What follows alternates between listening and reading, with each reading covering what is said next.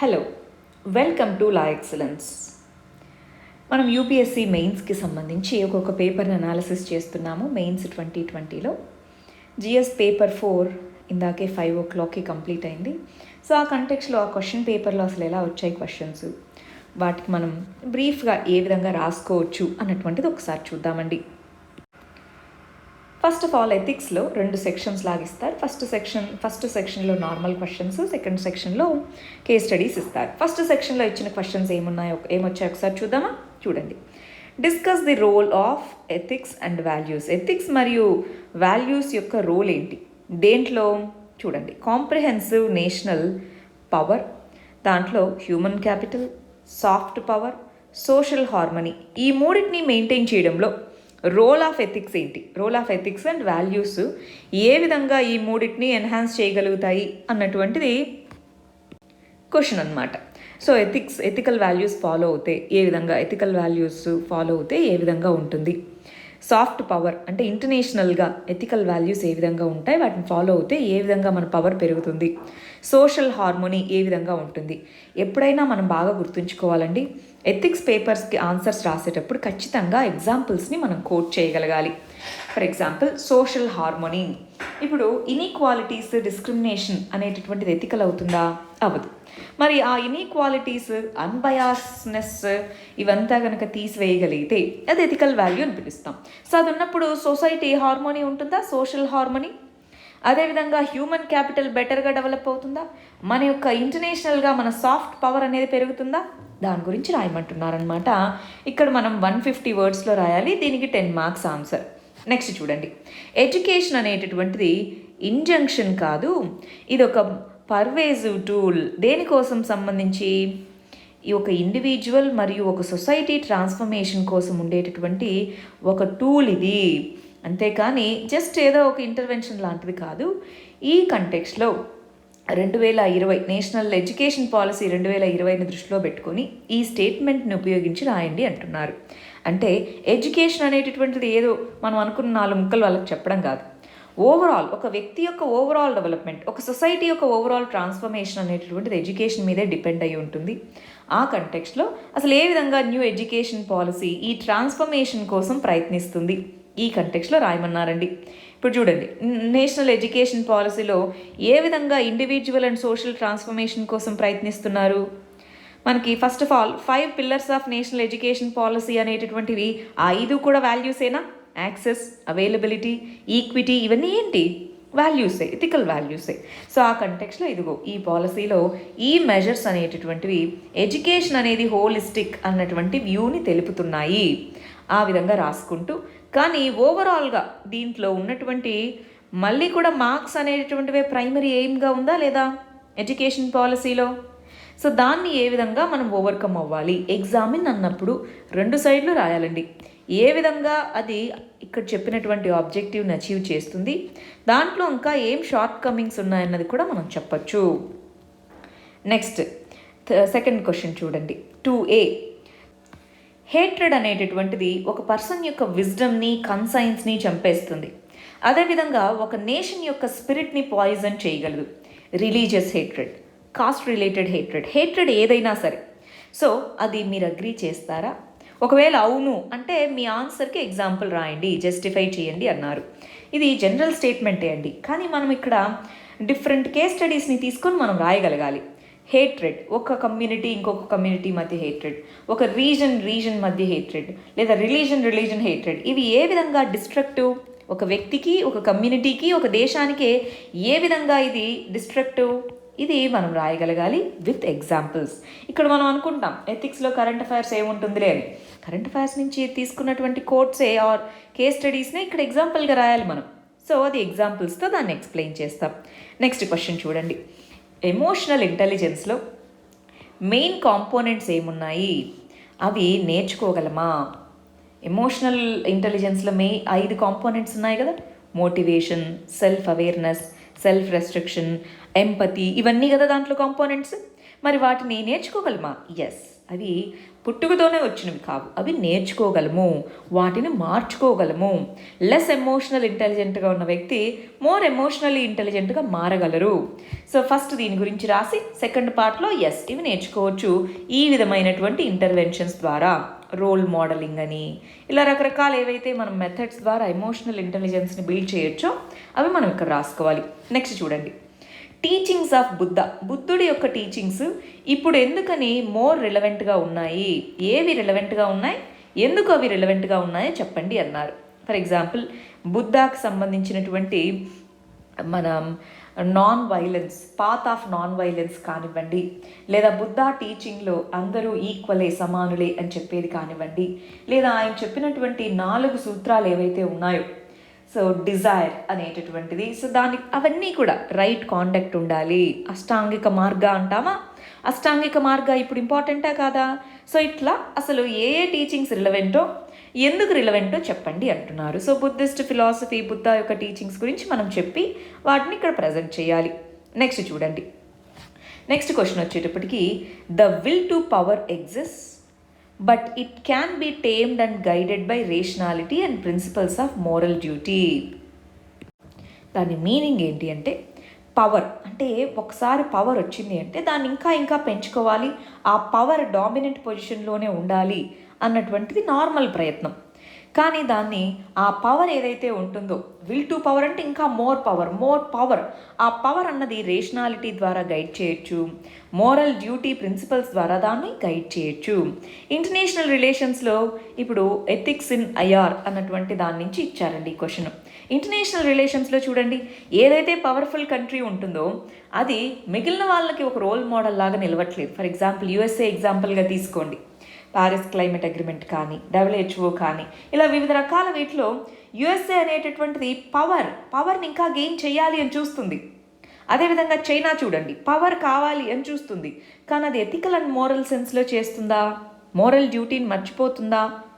లేదు. ఇజ్రాయెల్కి సంబంధించి చూడండి, రీసెంట్గా ఇజ్రాయెల్తో వివిధ countries, especially Arab countries deals చేసుకుంటున్నాయి. మరి పాలస్తీనా కాజ్ పోయినట్టేనా? ఇలాగా కొన్ని కరెంట్ ఇష్యూస్ని మనం రాసుకుంటూ ఈ క్వశ్చన్ని అప్రోచ్ అవ్వాల్సి ఉంటుంది. నెక్స్ట్ చూడండి, distinguish between laws and rules, చట్టాలకి మరియు రూల్స్, వీటికి అసలు ఏంటి, వాటి రెండింటికి మధ్య తేడా ఏంటి? ఎథిక్స్ అనేటటువంటిది ఏ విధమైనటువంటి రోల్ని ప్లే చేస్తుంది? రూల్స్ అనేటటువంటివి చట్టం ద్వారాను రాబడతాయి, సోషల్ రూల్స్ కూడా కావచ్చు. సొసైటీ కొన్ని రూల్స్ అనేటటువంటి పెట్టచ్చు, అది లీగల్ అవ్వచ్చు, అవ్వకపోవచ్చు. ఇన్ జనరల్ ఇవి రెండూ కూడా మనం లీగల్ కంటెక్స్లోనే లా అండ్ రూల్స్ అనేటటువంటి చెప్తాము. ఈ రూల్స్ వీటన్నిటిని అప్పుడు ఉన్నటువంటి సొసైటీ యొక్క ఎథికల్ వాల్యూస్కి అనుగుణంగానే చేస్తాము. ఎప్పుడైతే వాటికి అనుగుణంగా చేయమో అప్పుడు ఏం చేస్తారు? లాస్ అండ్ రూల్స్ని పాటించరు. ఎందుకని? సొసైటీ ఇదే బిలీవ్ చేస్తుంది కాబట్టి. ఎథిక్స్ అంటే ఏంటి? ఏవైతే వాల్యూస్ సొసైటీ రైట్ అని చెప్తుందో వాటినే మనం పాటించడానికి చూస్తాం. సో అప్పుడు ఎథికల్గా మనం బిహేవ్ చేయకపోవచ్చు, దీనికి అనుగుణంగానే ఇవి ఉండాలి, లేదా దీనికి అనుగుణంగా వీటికి మార్చుకోవాలి. ఆ విధంగా మనం కొన్ని ఎగ్జాంపుల్స్తో వీటితో రాయొచ్చండి. నెక్స్ట్ క్వశ్చన్ చూద్దాం. 4th క్వశ్చన్లో పాజిటివ్ యాటిట్యూడ్, ఇక్కడ నుంచి సివిల్ సర్వెంట్స్ వాళ్ళ యొక్క వాల్యూస్ గురించి ఇక్కడ చెప్తారు. చూడండి, ఒక పాజిటివ్ వాల్యూ అనేటటువంటిది ఎసెన్షియల్ ఎవరికి? ఒక సివిల్ సర్వెంట్గా ఉన్నప్పుడు ఎక్స్ట్రీమ్ స్ట్రెస్ కండిషన్స్లో పనిచేయాల్సి వస్తుంది. అలాంటి వాళ్ళకి పాజిటివ్ దృక్పథం అనేటటువంటిది ఉండాలి. సో ఏ విధంగా ఉన్నటువంటివి ఆ పాజిటివ్ యాటిట్యూడ్ని ఆ పర్సన్లో కలగజేస్తాయి? ఏవి కాంట్రిబ్యూషన్స్? నార్మల్గా ఏ యాటిట్యూడ్ అయినా, పాజిటివ్ అయినా నెగిటివ్ యాటిట్యూడ్స్ అయినా కొన్ని డిటర్మినెంట్స్ అంటారు. మన యాటిట్యూడ్స్ వేటి వల్ల డిటర్మైన్ అవుతాయి? మన ఫ్యామిలీ, మన ఎడ్యుకేషన్ సిస్టమ్, మనం చిన్నప్పటి నుంచి చూసిన పరిస్థితులు, అక్కడ ఉండేటటువంటి కోడ్ ఆఫ్ కాండక్ట్ కానీ, వర్క్ కండిషన్స్ కానీ, ఇన్సెంటివ్ సిస్టమ్స్ కానీ, అవునా కదా? వీటన్నిటి మీద మరి యాటిట్యూడ్ అనేది డెవలప్ అవుతుంది. పాజిటివ్ యాటిట్యూడ్, వీటన్నిటిలోనూ పాజిటివిటీ కనుక ఉంటే, ఇన్సెక్యూరిటీ లేకుండా ఉంటే పాజిటివ్ యాటిట్యూడ్ డెవలప్ అవుతుంది. ఎస్, స్ట్రెస్ కండిషన్స్ ఉన్నాయి, కానీ తన పనికి తగినంత గుర్తింపు లభిస్తుంది అనుకుందాం. సో అప్పుడు పాజిటివ్ యాటిట్యూడ్, ఓకే ఇంత స్ట్రెస్ ఉన్నా నేను పని చేయడం మంచిదే, లేదు నా పని సొసైటీకి యూజ్ అవుతుంది. ఇలాంటి యాటిట్యూడ్ ఎప్పుడు వస్తుంది అంటే రికగ్నిషన్ అనేది వచ్చినప్పుడు, ప్లస్ తనకి సెన్స్ ఆఫ్ పబ్లిక్ డ్యూటీ ఉన్నప్పుడు. సో ఉన్న డిటర్మినెంట్స్ అన్నీ రాసుకున్నాక కంక్లూజన్ రాసేటప్పుడు అలాంటివి మనం రాసుకుంటాము. నెక్స్ట్ ఫిఫ్త్లో 5A చూడండి. ఏ మేజర్ ఫ్యాక్టర్స్ అనేటటువంటివి జెండర్ ఇనీక్వాలిటీకి రెస్పాన్సిబుల్ ఇండియాలో? మరి సావిత్రిబాయి ఫూలే, సో ఈవిడ యొక్క కాంట్రిబ్యూషన్ చెప్పమన్నారు. ఫీమేల్ టీచర్సా? అవునా, ఫస్ట్ గర్ల్స్ స్కూల్స్ని స్టార్ట్ చేశారా? జ్యోతిరావు పూలే, సో వాళ్ళ యొక్క వైఫ్ అనమాట. సో ఈవిడ తనకి చదువు రాదు, తను నేర్చుకొని తను స్కూల్స్ స్టార్ట్ చేసి సో ఏ విధంగా కాంట్రిబ్యూట్ చేశారు? ఓన్లీ ఎడ్యుకేషన్ గురించే కాదు, వివిధ రకాలైనటువంటి సోషల్ మూమెంట్స్లో కూడా ఈవిడ పాల్గొన్నారు. సో అందుకోసం ఆవిడ ఇది రాస్తారు, 2 పార్ట్స్గా రాయాలి. ఫస్ట్ ఇన్ఈక్వాలిటీస్ ఎందుకున్నాయి, 2 ఆవిడ కాంట్రిబ్యూషన్ ఏంటి అని. సో దాన్ని కూడా మనం రాసేయచ్చు. నెక్స్ట్ వచ్చేటప్పటికి 5Bలో ప్రస్తుతం ఉన్నటువంటి ఇంటర్నెట్ ఎక్స్పాన్షన్ ఏదైతే ఉందో అది different set of cultural values అనేటటువంటి దాన్ని తీసుకొని వచ్చింది. ఆ వాల్యూస్ అనేవి ట్రెడిషనల్ వాల్యూస్తో పోలిస్తే కొంత కాన్ఫ్లిక్ట్ని కూడా తీసుకొని వచ్చేలా ఉన్నాయి అని చెప్తున్నారు. అవునా కాదా? ఇప్పుడు ఇంటర్నెట్ ఎక్స్పాన్షన్ వల్ల వివిధ కల్చర్స్, అటు ఈస్టర్న్ కల్చర్స్, ఇటు వెస్ట్రన్ కల్చర్స్, మన దేశంలోనూ వివిధ ప్రాంతాల్లో ఉన్నటువంటి డిఫరెంట్ కల్చర్స్ గురించి మనకు అవగాహన వస్తుంది. అవి ఉన్నటువంటి ట్రెడిషనల్ వాల్యూస్, ట్రెడిషనల్ సిస్టమ్స్తో కొన్నిసార్లు డిఫర్ అవ్వచ్చు. అవి కొన్నిసార్లు కాన్ఫ్లిక్ట్ని కూడా తీసుకొని రావచ్చు. ఎలాగా? ఎగ్జాంపుల్స్ రాయాలి. మన అలవాట్లు కానివ్వండి, మనం తినేట ఫుడ్ కానివ్వండి, వీటన్నిటిలోనూ మనకి ఎస్పెషల్లీ ఇంటర్నెట్ ఎక్స్పాన్షన్ వల్ల మనం వివిధ కల్చర్స్కి వీటన్నిటికీ ఎక్స్పోజ్ అవుతున్నామా? కల్చరల్ వాల్యూస్కి ఎక్స్పోజ్ అవుతున్నామా? సో అవి ట్రెడిషనల్ వాల్యూస్కి కాన్ఫ్లిక్ట్ కొన్ని ఉంటాయి. సో వాటిలో కొన్ని మంచివి అవ్వచ్చు. మన ట్రెడిషనల్ వాల్యూస్కి కాన్ఫ్లిక్ట్, మన ట్రెడిషనల్ వాల్యూ కొన్ని బాగాలేవు, దానికి కాన్ఫ్లిక్ట్గా ఉంది అంటే పాజిటివ్ ఉండొచ్చు, కొంత నెగిటివ్ కూడా ఉండొచ్చు. ఫర్ ఎగ్జాంపుల్ ఎక్సెసివ్ కన్జ్యూమరిజం, అది మన ఇండియన్ ట్రెడిషనల్ వాల్యూ కాదు, కానీ అది మనం నేర్చుకున్నాం. సో అది నెగిటివ్ వాల్యూ. పాజిటివ్ వాల్యూ, అట్లా పాజిటివ్ వాల్యూస్ గురించి ఎగ్జాంపుల్సే అండి. ఇక్కడ కూడా ఎగ్జాంపుల్స్తో మనం రాయగలగాలి, రైట్? సో పాజిటివ్ నెగిటివ్ 2 సైడ్లని చూస్తూ ఈ క్వశ్చన్ని మనం అప్రోచ్ అవ్వాలి. నెక్స్ట్ 6th క్వశ్చన్కి వచ్చేయండి. 6th క్వశ్చన్లో కింద కొన్ని కొటేషన్స్ అనేటటువంటివి ఇవ్వడం జరిగింది. మీకు వాటి ద్వారా ఏమర్థమైంది అని అడుగుతున్నారు. సరే, ఫస్ట్ చూడండి. కండెమ్ నన్ అంటే ఎవరిని కూడా మనము నీ వల్ల ఇదంతా జరిగింది అని కాకుండా if you can stretch out, okay, ఇక్కడ మనం హెల్పింగ్ హ్యాండ్ని అందించగలిగితే అందించాలి, లేకపోతే చేతులు నార్మల్గా మీ పని మీరు చూసుకుంటూ వెళ్తూ వాళ్ళ పని వాళ్ళని చేయనివ్వండి. వీలైతే సహాయం చేయి, లేకపోతే నీ పని నువ్వు చూసుకో, అంతేగాని క్రిటిసైజ్ చేయడం కాదు. అది స్వామి వివేకానంద యొక్క కొటేషన్. దాని నుంచి మనకేం అర్థమైంది అని అంటున్నారు. దాంట్లో ఉన్నటువంటి దాని నుంచి మనకేం అర్థమైంది అని అంటే ఇక్కడ చాలామంది ఏమనుకుంటామంటే ఆ కొటేషన్ ఎలాబరేట్ చేయాలి, స్వామి వివేకానంద గారు ఏ కంటెక్స్లో చెప్పారో అని. అలా కాదండి. ఇక్కడ మనం చేయాల్సింది ఏంటి అంటే ఫస్ట్ ఇంట్రొడక్షన్లో ఆ కొటేషన్ ఏ కంటెక్స్లో చెప్పారు, ప్రస్తుతం అది ఎంత రిలవెంట్, కొటేషన్స్ నుంచి మనకేమర్థమైంది అంటే ప్రస్తుతానికి అది ఎంత రిలవెంట్, ఎక్కడెక్కడ మనం దాన్ని వాడుకోవచ్చు. ఫర్ ఎగ్జాంపుల్ NGOs యొక్క కాంట్రిబ్యూషన్ కానివ్వండి, లేదా ఏ విధంగా మనలో ఉండేటటువంటి హ్యుమానిటీ అనేటటువంటిది ఉంది, ఇతరులను ఎప్పుడు వేలెత్తి చూపించడమేనా, లేదా పాజిటివిటీ ఉంటే మనకి హెల్ప్ చేయగలిగే గుణం ఉంటే చేయడమా, ఇలాంటివి మనము దీంట్లో ఎగ్జాంపుల్స్ ఏముంటే రాసుకోవాలి. Next, the best way to find your self, మనమంటే మనం ఏంటో తెలుసుకోవడం అనేది పరుల సర్వీస్లో మనం మునగడమే. అంటే పరులకి సేవలో మనం నిమగ్నమైనప్పుడు అసలు మన వాల్యూ ఏంటో, మనమంటే ఏంటో తెలుస్తుంది అంటున్నారు. అంటే సెల్ఫ్ రియలైజేషన్ అనేటటువంటిది మనం ఇతరుల సర్వీస్లోనే మనం కనుక్కోవచ్చు, మన పర్పస్ ఏంటి అన్నది మనం కనుక్కోవచ్చు అని చెప్తున్నారు. దీనికి సంబంధించి కొటేషన్ ఇది, అది ఏంటో మనం చెప్తాము, దానికి రిలవెన్స్ ప్రజెంట్గా మనకి ఏ సిచ్యువేషన్లో మనం దీన్ని అప్లికబుల్ చేసుకోవచ్చు, ఆ విధంగా మనం దీన్ని రాయాల్సి ఉంటుందన్నమాట. నెక్స్ట్ చూడండి, సిస్టమ్ ఆఫ్ మొరాలిటీ అంటే ఏంటి, ఒక కమ్యూనిటీ ఏది గుడ్ ఏది బ్యాడ్ అని బిలీవ్ చేస్తుంది అనేది, అది రిలేటివ్ ఎమోషనల్ వాల్యూస్ మీద ఆధారపడి ఉంటుంది అనడం అనేది ఒక మిథ్య.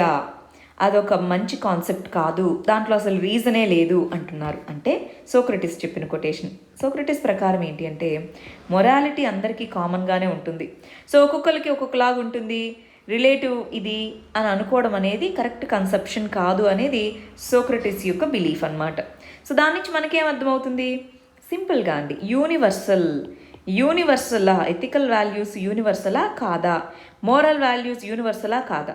సోక్రటిస్ ఏమో అవి యూనివర్సల్ అన్న ఉద్దేశంతో చెప్తున్నారు. ఒకవేళ మనకి ఇది చెప్తున్నారు, కానీ అలా కాదు. ఎందుకంటే కల్చరల్ వాల్యూస్ని బట్టి మొరాలిటీ డిపెండ్ అయి ఉంటుంది, అక్కడ ఉన్న రిలీజన్ ఫాలో అవుతున్న రిలీజియస్ వాల్యూస్ని బట్టి, అప్పుడున్నటువంటి టైంని బట్టి, రకరకాల వీటన్నిటిని బేస్ చేసుకొని మొరాలిటీ ఉంటుంది. ఆ విధంగా మీరు రాయాలనుకుంటే రాయొచ్చు. లేదు అవును సోక్రటిస్ చెప్పినట్టు అది యూనివర్సలే అన్నట్టుగా రాయాలనుకుంటే రాయొచ్చు. బట్ రియాలిటీలో అది అది రిలేటివ్. సో అది మనందరికీ తెలుసు, ఒక్కొక్క సిస్టంలో ఫాలో అవుతున్న మోరల్ వాల్యూస్ డిఫరెంట్గా ఉంటున్నాయి. కాబట్టి దీనికి సంబంధించి ఇలా అన్నారు సోక్రటిస్ దీని కింద. బట్ ఇది ప్రస్తుతం మనం గమనించేది, ఇలా మనం దీనికి ఆన్సర్ రాయొచ్చు. ఇవి 6 క్వశ్చన్స్ సెక్షన్ ఏలో ఇచ్చారండి. మరి సెక్షన్ బిలో మనకి కేస్ స్టడీస్ ఇచ్చారు. మనకు తెలుసు కదా, క్వశ్చన్ పేపర్ ఇంగ్లీష్ అండ్ హిందీలో మాత్రమే ఉంటుంది. సో ఫస్ట్ కేస్ స్టడీ వచ్చేటప్పటికి ఒక పబ్లిక్ సర్వెంట్, బాగా ఆనెస్టీ ఇవన్నీ ఉన్నటువంటి వ్యక్తి. మీరు బడ్జెట్ ప్రిపరేషన్కి వాటన్నిటికీ సంబంధించి మీరు ఆ డిపార్ట్మెంట్లో హెడ్గా పనిచేస్తూ ఉన్నారనమాట. బడ్జెటరీ సపోర్ట్ అవన్నీ ఇవ్వాలి. ఈ క్వశ్చన్ పేపర్ మీరు చూసుకోవచ్చండి, నేను మన టెలిగ్రామ్ గ్రూప్లో పోస్ట్ చేస్తాను. సో జస్ట్ ఇక్కడ దీని మీనింగ్ ఏంటో చెప్తున్నాను, మీకు చదివేంత ఇప్పుడు చదవలేకపోవచ్చు, బట్ దీని మీనింగ్ ఏంటో చెప్తున్నాను, కేస్ స్టడీ యొక్క మీనింగ్. రైట్, ఇలా ఉన్నారు. మీకు యాన్యువల్ బడ్జెట్ ఇంత అని చెప్తూ ఉన్నారు. మినిస్ట్రీ ఆఫ్ కామర్స్ అనేటటువంటిదేమో సెజ్ ఇవన్నీ తీసుకొని రావాలి అంటుంది. పిఎస్యూస్ని వీటన్నిటిని తీసుకొని రావాలి రకరకాలుగా చెప్తున్నారు. సో ఫినాన్స్ మినిస్ట్రీ ఏమో ఒకలాగా చెప్తుంది, వీటన్నిటిని అలొకేట్ చేయండి అని అంటుంది. హౌసింగ్ ప్రాజెక్ట్కి అలొకేట్ చేయమని కొంతమంది అంటున్నారు. ఇట్లా ఫండింగ్కి సంబంధించి రకరకాలుగా ఉంది. వాటిలో నేషనల్ హౌసింగ్ స్కీమ్కి సంబంధించిన ఫైల్స్ని మీరు స్టడీ చేస్తే దాంట్లో ఫండ్స్ అనేటటువంటి వాటిలో డిలే అనేటటువంటిది కనిపిస్తుంది. కానీ డిలే కనిపిస్తుంది, ఉన్న ఫండ్ని కూడా మీరు యూజ్ చేయలేకపోయారు. కానీ పొలిటికల్ లీడర్స్ ఏమో మీకు ఈ సంవత్సరంలో ఇన్ని హౌసెస్ అందిస్తామని ముందుగానే ర్యాలీస్లో వీటన్నిటిలో చెప్పుకుంటూ వచ్చారు. కొంతమంది ఏమో SEZs వాటికి సంబంధించి ఫండ్స్ లేక అవన్నీ ఆగిపోతూ వస్తున్నాయి. ఒకటేమో పొలిటికల్గా హౌసింగ్ ప్రాజెక్ట్స్కి వీటన్నిటికీ కావాలి అని చెప్తున్నారు, ఒకటేమో నిజంగానే ఫండ్స్ కావాల్సినటువంటి ప్రాజెక్ట్స్ ఉన్నాయి. ఇలాంటి సందర్భంలో మీరేం చేస్తారు అన్నటువంటిది. సో ఒకసారి మనం ఏం చేస్తామంటే, నేను ప్రతి ఒక్క కేస్ స్టడీని ఇక్కడ డీటెయిల్డ్గా చదివి ఇక్కడ మనకి చెప్పడానికి కుదరదు కాబట్టి, ఫస్ట్ కేస్ స్టడీలో ఒక పబ్లిక్ సర్వెంట్గా ఫండ్స్ అలొకేషన్కి సంబంధించి ఎథికల్ ఇష్యూస్ ఏమున్నాయి, ప్రాపర్ యూటిలైజేషన్ ఆఫ్ ఫండ్స్కి సంబంధించి మీరు మీ దగ్గర ఉన్న ఆప్షన్స్లో మీరు ఏది వర్ది అనుకుంటున్నారు అని మనం ఏం చేయాలంటే, ఇలాంటి కేస్ స్టడీ వచ్చినప్పుడు దాంట్లో ఇచ్చిన ప్రతి పాయింట్ని స్టడీ చేసి చదివి, దాంట్లో వాళ్ళే ఇక్కడ 2 క్వశ్చన్స్ అడిగారు, దానికి తగ్గట్టుగా మన దగ్గర 2-3 ఆప్షన్స్ ఉంటాయి. అవును వాళ్ళు పొలిటికల్గా ప్రామిస్ చేశారు కాబట్టి మళ్ళీ మీరు మాట నిలబెట్టుకోలేదు అని అపోజిషన్ పార్టీ వాళ్ళు క్రిటిసైజ్ చేస్తారు కాబట్టి ఫండ్స్ ఇస్తాను, అదొక ఆప్షన్. లేదు వాళ్ళకు ఉన్న ఫండ్సే వాళ్ళు యూజ్ చేయలేదు, ఇక్కడ SEZ వీళ్ళకి ఫండ్స్ ఎక్కువ కావాలి కాబట్టి వీళ్ళకి అలొకేట్ చేయాలని, ఇట్లా మీకు రకరకాల ఆప్షన్స్ ఉంటాయి, వాటిని రాసుకోవాలి. సో ఇప్పుడు నేను పైన చెప్పినా సరే మనకంత క్లియర్గా ఉండదు. సో మీరు ఒకసారి ఈ క్వశ్చన్ పేపర్ని ముందు పెట్టుకొని, నేను ఈ వీడియో అయిపోయిన తర్వాత మన టెలిగ్రామ్ ఛానల్లో పోస్ట్ చేస్తాను, అక్కడ చూసుకోండి, సరేనా? ఫస్ట్ దాంట్లో అయితే పబ్లిక్ సర్వెంట్ మీరు, దాంట్లో ఫండింగ్ అలొకేషన్ గురించి ఫస్ట్ కేస్ స్టడీ అడిగారు. సో సెకండ్ కేస్ స్టడీ ఏం అడిగారో చూద్దామా? సెకండ్ కేస్ స్టడీలో వచ్చేటప్పటికి భారత్ మిజైల్స్ లిమిటెడ్ అనేటటువంటి ఈ పర్టికులర్ భారత్ మిజైల్స్ లిమిటెడ్ దీనికి సంబంధించి ఇండియాని సెల్ఫ్ రిలయన్స్ చేయాలి, అది చేయాలి, ఇది చేయాలని మన ప్రైమ్ మినిస్టర్ మాట్లాడుతూ ఉన్నారు. మరి మీరు భారత్ మిజైల్ లిమిటెడ్ దీనికి చైర్మన్ మీరు. సో ఈ కంటెక్స్లో డిఫెన్స్ మినిస్టర్ పిలిచి ఇండిజినస్గా వెపన్స్ అనేటటువంటివి తయారు చేయాలి, ఇంటర్నేషనల్ స్టాండర్డ్స్లో తీసుకెళ్ళాలి, ఆత్మనిర్భర్ అన్నారు, ఇవన్నీ అన్నారు. మీరు దానికి చైర్మన్. సో ఇలాంటప్పుడు మీ దగ్గర ఉండేటటువంటి పాసిబిలిటీస్ ఏంటి అని చెప్తున్నారు. ఎక్స్పోర్ట్ చేయాలని చెప్పేశారు. సో అప్పుడు ఎక్స్పోర్ట్ చేసేటప్పుడు ఏ ఎథికల్ వాల్యూస్ని పాటించాలి, ఏ ఎథికల్ ఫ్యాక్టర్స్ అనేటటువంటివి మనము వేరే కంట్రీస్కి ఆర్మ్స్ని సేల్ చేసేటప్పుడు మీరు చూసుకుంటారు. సో ఇక్కడ మీరు చైర్మన్ ఆఫ్ భారత్ మిజైల్ లిమిటెడ్గా మీరు ఊహించుకొని ఏమేం వాల్యూస్ అనేటటువంటివి ఉండాలి, సేఫ్టీ కానీ సీక్రసీ అనేటటువంటిది ఉండాలా, వేరే వాళ్ళకి పంపిస్తున్నామంటే ప్లస్ డొమెస్టిక్గా మనకి ఎంత కావాలి దాన్ని చూసుకున్న ఫారిన్ కంట్రీస్కి అమ్మాలి, ఇలాంటి ఏ ఏ వాల్యూస్ అనేటటువంటివి మీరు దాని కింద పాటిస్తారో చెప్పండి అన్నది ఈ క్వశ్చన్ అనమాట. నెక్స్ట్ కేస్ స్టడీ చూడండి, 9వ కేస్ స్టడీ. సో రాంపురా అనేటటువంటి ఒక పర్టికులర్ ట్రైబల్ విలేజ్ అనమాట. ట్రైబల్ పాపులేషన్ చాలా ఎక్కువ ఉంటుంది, పావర్టీ ఇవన్నీ ఎక్కువ ఉన్నాయి. అగ్రికల్చర్ అనేటటువంటిది బాగా మంచి అగ్రికల్చర్. ఇక్కడ ఫార్మర్స్ బీటీ కాటన్ ఇవంతా వేస్తూ ఉన్నారు.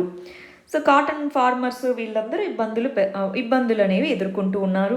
సో సరిగా అక్కడ పంటలు ఇవన్నీ లేకపోవడంతో వేరే ప్రాంతాలకు వెళ్తూ ఉన్నారు. మీరు ఆ జిల్లా యొక్క కలెక్టర్ అయితే మీరు ఏమేం మెజర్స్ తీసుకొని అక్కడున్న వాళ్ళ యొక్క ఎకనామిక్ సిచ్యువేషన్ని ఇంప్రూవైజ్ చేస్తారు. అక్కడ చైల్డ్ లేబర్ ఉంది, అండర్ డెవలప్మెంట్ ఉంది, మైగ్రేషన్ చాలా అవుతూ ఉంది. ఇట్లా మైనర్ గర్ల్స్ స్కూల్స్కి వెళ్లకుండా అక్కడ మరి పంట పొలాల్లో పనిచేస్తూ ఉన్నారు. ఇలాగంతా ఉంది. మీరేం చేస్తారు డిస్ట్రిక్ట్ కలెక్టర్ అయితే? అలాంటప్పుడు ఎప్పుడైనా ఇలాంటి కేస్ స్టడీస్ రాసేటప్పుడు ఇదిగో షార్ట్ టర్మ్గా ఇవి చేస్తాను, ఎందుకంటే అన్ని మెజర్స్ ఒకటేసారి కుదరవు.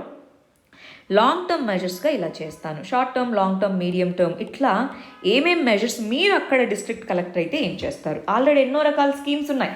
చైల్డ్ లేబర్ని ప్రొహిబిట్ చేయడానికి, ఎంప్లాయ్మెంట్ ప్రొవైడ్ చేయడానికి ఎంజీఎన్ఆర్ఈజీఎస్ లాంటి స్కీమ్స్. ఇక్కడ హౌసెస్ ఇవన్నీ చాలా బ్యాక్వర్డ్ ఏరియాస్. మరి ట్రైఫెడ్ అనేటటువంటి ఆర్గనైజేషన్, ట్రైబల్స్కి సంబంధించి ఎన్నో ప్రోగ్రామ్స్ ఉన్నాయి. వాటన్నిటిని మీరు ఎలాగా short term, long term, medium టర్మ్గా ఆర్గనైజ్ చేసుకొని ఉన్న రీసోర్సెస్ని బెస్ట్గా యూటిలైజ్ చేసుకొని ఏమేం మెజర్స్ తీసుకుంటారు డిస్ట్రిక్ట్ కలెక్టర్గా? అది ఇక్కడ క్వశ్చన్ అండి. నెక్స్ట్ 10th కేస్ స్టడీ వచ్చేటప్పటికి మీరు ఒక మున్సిపల్ కమిషనర్, ఒక పెద్ద సిటీకి. మీరు ఆనెస్ట్ ఆఫీసర్, చాలా అప్రైట్ ఆఫీసర్. ఒక పెద్ద మాల్ కన్స్ట్రక్షన్ అనేటటువంటి జరుగుతూ ఉందన్నమాట. చాలా చాలా వందలాది మంది డైలీ వేజ్ లేబరర్స్ వాళ్ళందరూ అక్కడ ఉన్నారు. అది సడన్గా కొంత పార్ట్ రూఫ్ కూలిపోయింది, పైకప్పు కూలిపోయింది. కొంతమందికి గాయాలు అవన్నీ అయినాయి. అందరూ గవర్నమెంట్ అనేటటువంటి ఎంక్వైరీ కమిషన్ వేశాము, ఇదంతా చెప్పారనమాట. సో అక్కడ గవర్నమెంట్ అఫీషియల్స్కి, అక్కడ మున్సిపల్ కార్పొరేషను బిల్డర్స్కి వాళ్ళందరికి మధ్యలో ఏదో నెక్సస్ ఉంది. వాళ్ళందరూ ఒక గుంపులాగా చేరారన్నట్టుగా మీకు అనిపిస్తూ ఉంది. ఎందుకు ఆ బిల్డర్ ముందుగానే రిచ్ అండ్ ఇన్ఫ్లుయెన్షియల్ పర్సన్, అతను ప్రైమ్ మినిస్టర్కి వాళ్ళందరికీ కొంత క్లోజ్ రిలేషన్స్ కూడా ఉన్నాయి. దాంట్లో జస్ట్ అదొక ఇన్సిడెంట్ మాత్రమే అన్నట్టుగా చూపిస్తున్నారు. కానీ మీకు ఎందుకో దాంట్లో పెద్ద కరప్షన్ ఉన్నట్టుగా అనిపిస్తూ ఉంది. సో ఆ కంటెక్స్లో మరి మీరేం చేస్తారు అన్నటువంటిది ఇప్పుడు క్వశ్చన్ అనమాట. దాంతోపాటు ఆ పర్టికులర్ బిల్డర్కి సంబంధించిన ఆఫీస్లో వాళ్ళు మీ మీద సెక్షువల్ హరాస్మెంట్ కేసు ఒకటి వేస్తాము అన్నారు. మీరు కనుక ప్రొసీడ్ అవుతే మీ మీద సెక్షువల్ హరాస్మెంట్ కేసు కూడా వేస్తామన్నారు. అప్పుడు మీరు ఏం చేస్తారు? అది క్వశ్చన్ అండి. రైట్, చూడండి స్పెసిఫిక్ క్వశ్చన్. ఏమేమి ఎథికల్ ఇష్యూస్ ఉన్నాయి దాంట్లో, మీకేమేమి ఆప్షన్స్ ఉన్నాయి, మీరు ఏ పద్ధతిని మీరు ఫాలో అవుతారు అని. అంటే వాళ్ళు కేసు వేస్తామన్నారు కదా అని వెనక్కి తగ్గిపోతారా? లేదా వాళ్ళకి బాగా పొలిటికల్ పవర్ ఉంది కదా అని వెనక్కి తగ్గిపోతారా? లేదా ఆ ఎంక్వైరీ కమిషన్ ఏదైతే గవర్నమెంట్ వేసిందో దాని రిపోర్ట్ని బట్టి మీకున్న పవర్స్ పరిధి కొద్దీ మీరు పనిచేస్తారా? ఎటువంటి భయానికి నయానికి లొంగకుండా. వీటిలో ఏది మీ ఆప్షన్? అది మనం ఇక్కడ నీట్గా ఎథికల్ వాల్యూస్తో పాటు రాయాలన్నమాట. ఆ తర్వాత నెక్స్ట్ కేస్ స్టడీ చూద్దాం.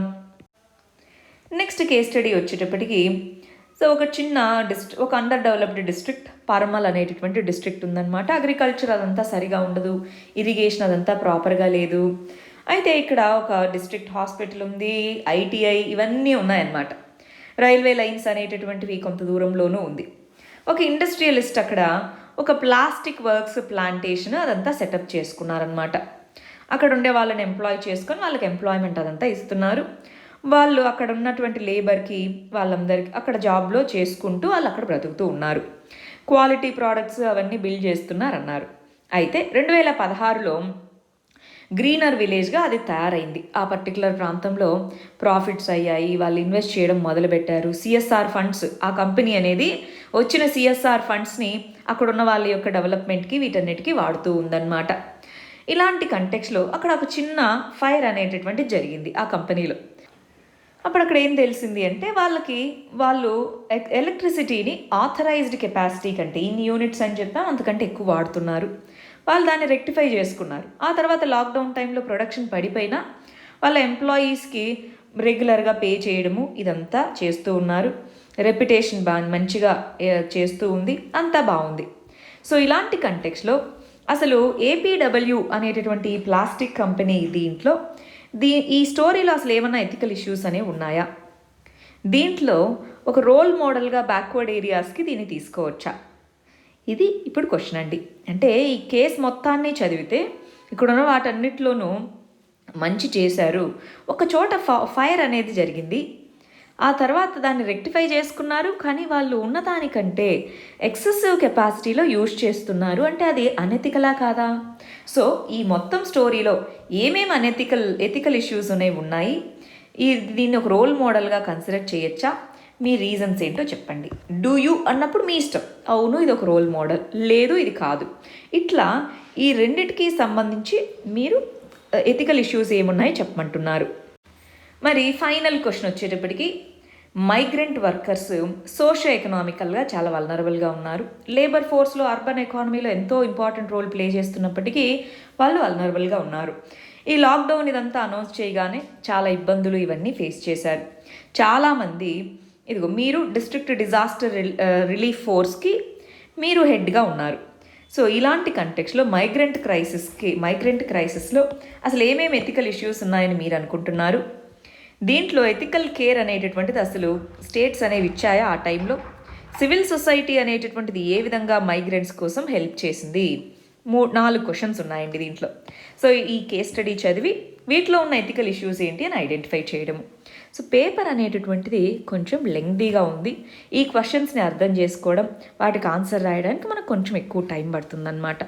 సో ఇవాళ కొంతమంది ఇప్పటివరకు మనం మాట్లాడిన తక్కువ మందితోనే ఈ పేపర్ ఇది చాలా త్వరగా చేయడానికి ప్రయత్నిస్తున్నాం కాబట్టి తక్కువ మందితోనే, బట్ వాళ్ళు చెప్పింది కొంచెం పేపర్ లెంగ్దీగా ఉండడంతో అన్నీ రాయడానికి కొంచెం టైం సరిపోలేదు అన్నారు. బట్ మనం కనుక నీట్గా ప్రిపేర్డ్గా ఉంటే వీటన్నిటిని సాల్వ్ చేసుకోవచ్చు. సో ఇప్పుడు మీరు ఎవరైతే చూస్తున్నారో మీరందరూ కూడా ఎగ్జామ్ ఇంకా రాయలేదు, నెక్స్ట్ ఇయర్ రాసేవాళ్ళు, అలాగా ఫ్యూచర్లో రాసేవాళ్ళని అనుకుంటున్నానండి. మనం ఏం చేయొచ్చు అంటే ఒకసారి ఈ పేపర్స్ అన్నీ ముందు పెట్టుకొని వాటిని చదువుకోవడానికి క్వశ్చన్స్ ఏ విధంగా వచ్చాయి, ఒకవేళ మనం ఆల్రెడీ సిలబస్ అంతా కంప్లీట్ చేసుంటే వాటికి ఆన్సర్స్ రాయడానికి వీటికి ప్రయత్నించండి. ఇది ఎథిక్స్ క్వశ్చన్ పేపర్. దాంట్లో ఎలాంటి కేస్ స్టడీస్, ఎలాంటి క్వశ్చన్స్ అడిగారు అన్న దాని మీద అనమాట. బ్రీఫ్గా డిస్క్రిప్షన్ అనేటటువంటిది ఉంది, ఇన్ డెప్త్ మనం వెళ్ళలేదు, ఎందుకో కూడా మీకు అర్థమై ఉంటుంది. రైట్, మనకున్న టైం కన్స్ట్రెయింట్స్ వీటన్నిటితో. All the very best. Thank you very much.